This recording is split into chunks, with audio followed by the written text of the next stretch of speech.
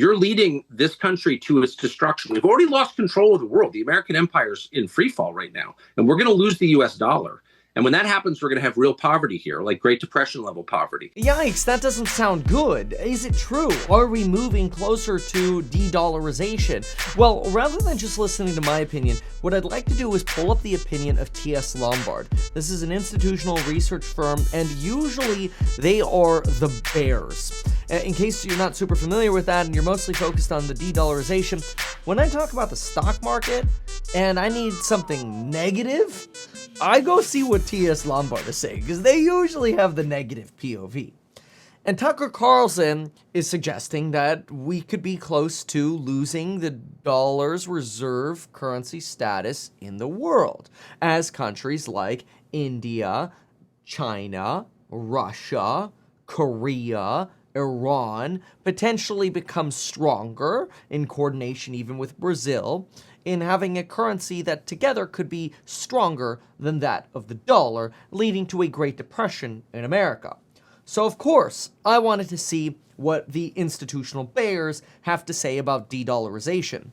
And fortunately, I have a piece that is pretty fresh. It is from August 30th. Now, that's yesterday. Today is August 31st. It's my 7-year-old's 8th birthday, so he's not 7 anymore. It's also coupon expiration day, so email us at staff@meetkevin.com if you want a bundle, or go to meetkevin.com to learn about the programs on building your wealth in stocks, in real estate, in making more money at your job, or as an entrepreneur, or side hustle, or LLCs, insurance, taxes, you name it. Check it out, meetkevin.com. So what do we got here? T.S. Lombard says we have the slow-moving de-dollarization, and they suggest here that the dollar's reserve status is a privilege that gives the U.S. significant political and economic market influence. In other words, it's very important, and a shift away from this status could imply a weaker dollar and therefore higher interest rates in America, which makes the cost of everything from cars and houses and credit cards and student loans more expensive. For those interested in the nerdy reason why, I wrote this little translation. Basically, the less people buy US Treasury bonds across the world, which puts less demand on the dollar, and if there's less demand for the dollar, there's usually less demand on the bonds. Those kind of work together. Then you end up with lower prices for those bonds, which equals higher rates. Okay, so less dollar demand, higher interest rates. Yes, this is true. For this reason, de-dollarization is an important long-term trend, but it also generates a lot of hyperbolic headlines in the short term. The latest wave of whispers about the demise of the dollar came during the 15th summit of BRICS in South Africa. Brazil, Russia, India, China, right? Anyway, okay. While the summit failed to make much progress, it highlighted a longer-term trend of whittling away at the dollar's dominance and the forces that drive the shift. See, that's especially because emerging markets realize that when the US dollar appreciates or goes up in value and strengthens by 10%, emerging markets, smaller economies, suffer by 1.9%. That might not sound like a lot, but when you look at most of your GDP being export driven, that is, your economy is based on exports, and your export output drops by 1.9%, you could be in a situation where, let's say your GDP is, 1% because you're close to a recession, and exports make up 50% of your economy, and all of a sudden the exports tank. It is possible you could end up in a recession because of the dollar appreciation, especially as the dollar hasn't just moved 10%, but it's moved significantly. You look, for example, at the euro, and it used to be around $1.40 to get 1 euro. That's gone down by somewhere around 50% at lows, 40-ish% now. So in other words, the euro has lost a lot of power. So have other currencies around the world. That's because the dollar has become so strong in these uncertain times. And the point of this is not to create exact math, it's just simply to say the trend of the dollar putting pressure on these growing economies is here, and it's strengthening. And that encourages those economies to get away from the dollar. But it's not just that.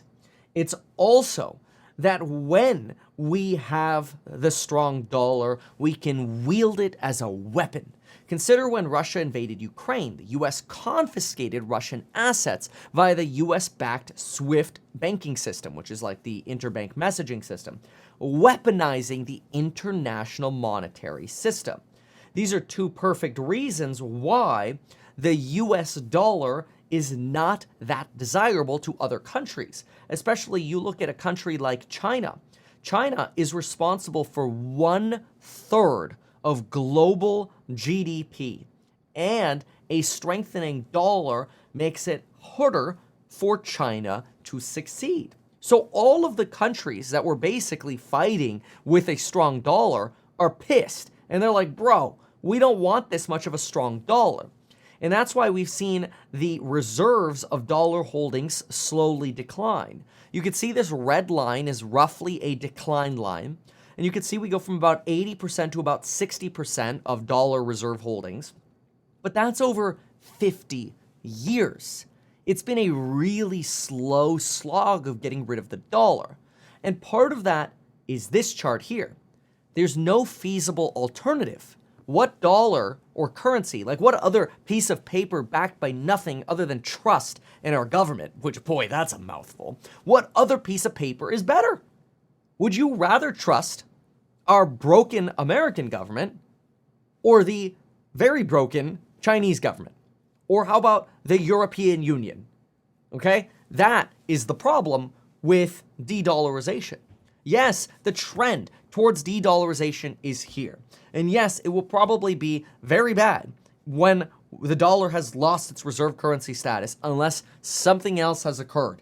And maybe the US has created some new stablecoin currency that everybody wants to use where they can track every bit of your expenses with. And the IRS doesn't even ask you to file a tax return because they already know it all. Well, until then, obviously, the dollar seems to have some strength. Now, if the dollar disappeared tomorrow, that would be a big problem. Tucker Carlson would be right. We'd probably fall into a depression overnight. But at least right now, it appears there's no feasible alternative. In fact, consider the argument here. China has an unpredictable government, and they've managed their currency in such a way to try to peg it to the dollar and manipulate it, but they've even failed at doing that. Japan has failed to manipulate its currency, even though they're trying, and you've got other real hurdles. Economic growth at members of BRICS is actually plummeting. Now, part of that is actually because of the strong dollar, but beyond that, we have a global inflationary-induced likely recession either here now or coming very soon. It is possible that the US could be the best of the worst. In other words, you think things are bad here, and inflation is bad here, and grocery store prices are bad here. Imagine what it feels like in India, or Russia, or Brazil.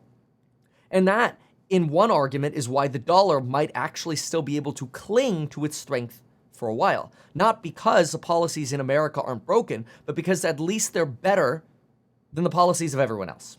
And there is no central bank to rig everything in these other currencies, whereas we have the Fed. That's why when you look at this chart, see how the reserves of US dollars have gone down 13.3% in this chart? Look where the money has gone. It's gone equally to the Aussie dollar, the British pound, the Canadian dollar, the Chinese yuan, the European euro. Nobody knows where to put it because there is no clear winner. And Saudi Arabia, the UAE, United Arab Emirates, big oil producers, guess what they use? The dollar. In fact, they peg their currency to the dollar. The petrodollar is just one part of the dollar. That's basically trading oil and dollar. People are like, oh, we're going to stop using the petrodollar.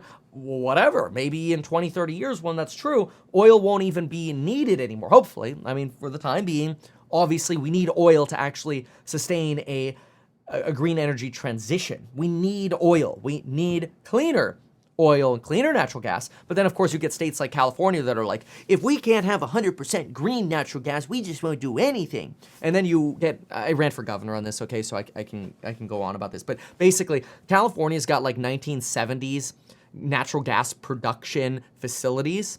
And those natural gas companies are like, hey, California, we can make our stuff more efficient, emit less carbon monoxide and carbon dioxide, and actually be cleaner for the environment if you let us make some improvements to our crap.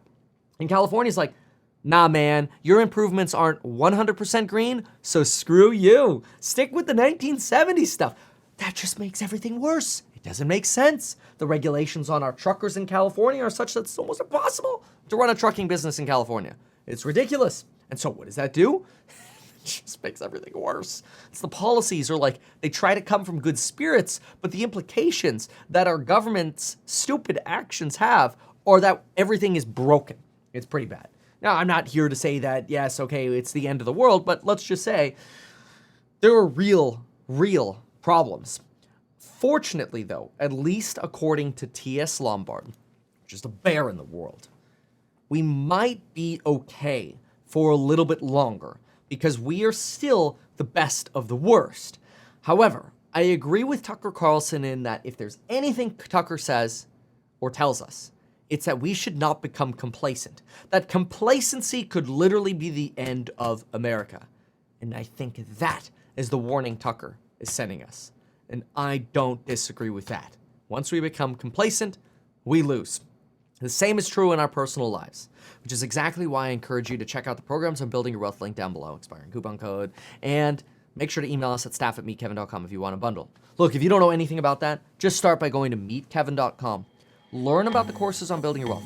Every day the market's open, we do a course member live stream. I answer Q&A, we do fundamental analysis together, real estate analysis together, and we make sure your questions are answered in a way that helps you get ahead. Whether it's investing in real estate, stocks, being an entrepreneur, questions about insurance, LLCs, liability, legal issues, what to do in X scenario or whatever, perspectives, make sure you're part of it. It's a great community, and we'd love to have you there. Thanks so much for watching, and we'll see you soon. Goodbye. Why not advertise these things that you told us here? I feel like nobody else knows about this. We'll try a little advertising and see how it goes. Congratulations, man. You have done so much. People love you. People look up to you. Kevin Paffrath there, financial analyst and YouTuber. Meet Kevin. Always great to get your take.